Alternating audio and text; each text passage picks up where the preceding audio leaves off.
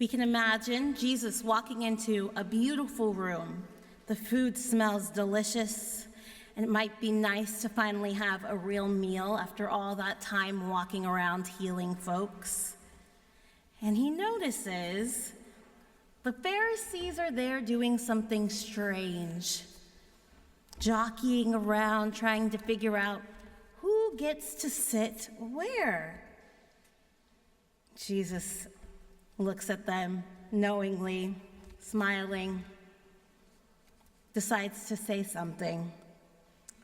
You know, it doesn't feel good if you sit at the top of the table only to be asked later to move down.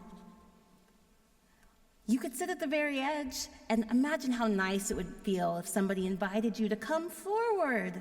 And while we're on the subject, wouldn't it be something if we invited people who were truly hungry, the kind of people who couldn't pay us back to come to the party, so that way we wouldn't have to get into the whole back and forth of who owes who what, when, and who can return the favor how. Instead, Jesus asks, let yourself be little. That's where the blessing is.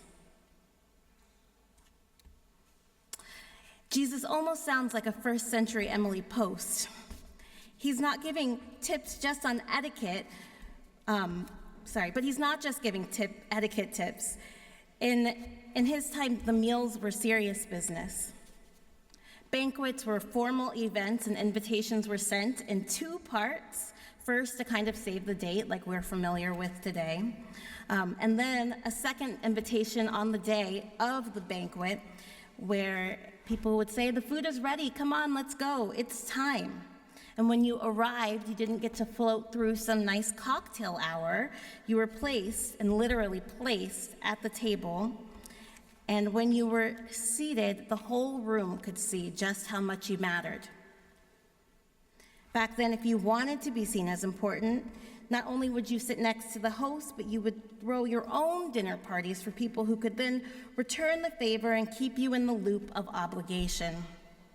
But Jesus is saying, let's try something different. Let's not exalt ourselves, let's humble ourselves. So, let's try something different. Let's do a little thought exercise, the kind a good therapist, maybe Jesus, might lead you through.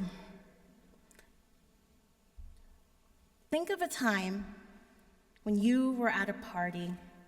Picture it in your head. Close your eyes if you need to.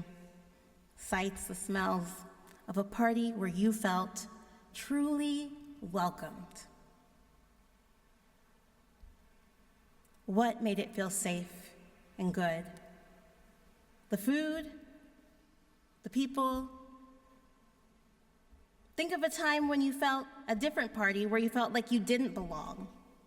Maybe you were overlooked, maybe you were frozen or irritated by the people around you. Now, put those two parties at the same table, the room where you belonged and the room where you didn't. And the feeling of all of those people sitting together side by side at the table is where Jesus meets us. Jesus is asking us to shift our perspective just a little bit, asking us to not exalt ourselves, but to humble ourselves, allow ourselves to shift perspectives. Being little is not about being invisible. It's not about seeing more than just your own seat. It's about stepping back far enough to notice the entire room, the people who are missing in the room, the ones who feel unwelcome, and the ones who might be trying so hard to belong that they've forgotten who they really are. The practice Jesus gives us of being little, sitting at the lower seat, making room for others, it's not about disappearing, it's about reorienting. Because humility isn't weakness, it's a kind of strength to say, I don't have to be the center for my life to matter. And that's hard to practice, especially right now, when everything feels loud and tense in the world, when people are being silenced, when truth and compassion are on the line. It's a strange thing to ask people to be small, be little, be humble. But again, being little doesn't mean being quiet, it means making space.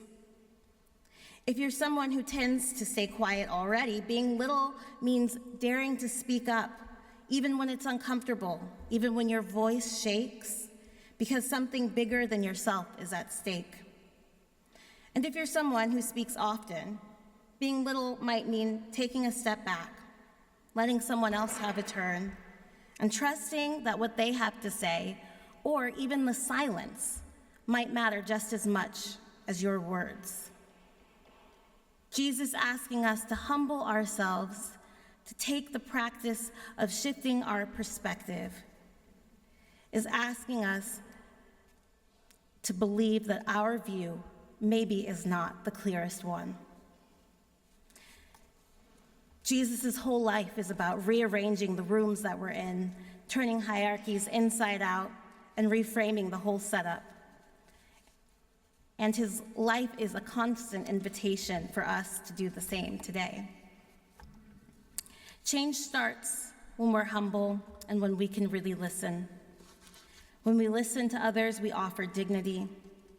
And when someone feels seen, truly seen, they can open up and spread that feeling to someone else.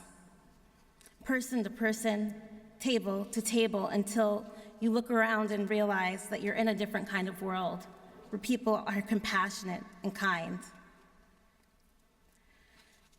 Sometimes it just takes one person doing one small thing to change the world. Saint Therese of Lisieux called this her little way. She said, "Miss no single opportunity of making some small sacrifice, here by a smiling look, there by a kindly word, always doing the smallest right and doing it all for love." The humility, instead of exalting yourself, that is the Jesus way, the practice of perspective shifting. So this week, let yourself be little, not in shame and not in hiding, but in a quiet confidence of a God who shows us that strength isn't about winning, it's about making room.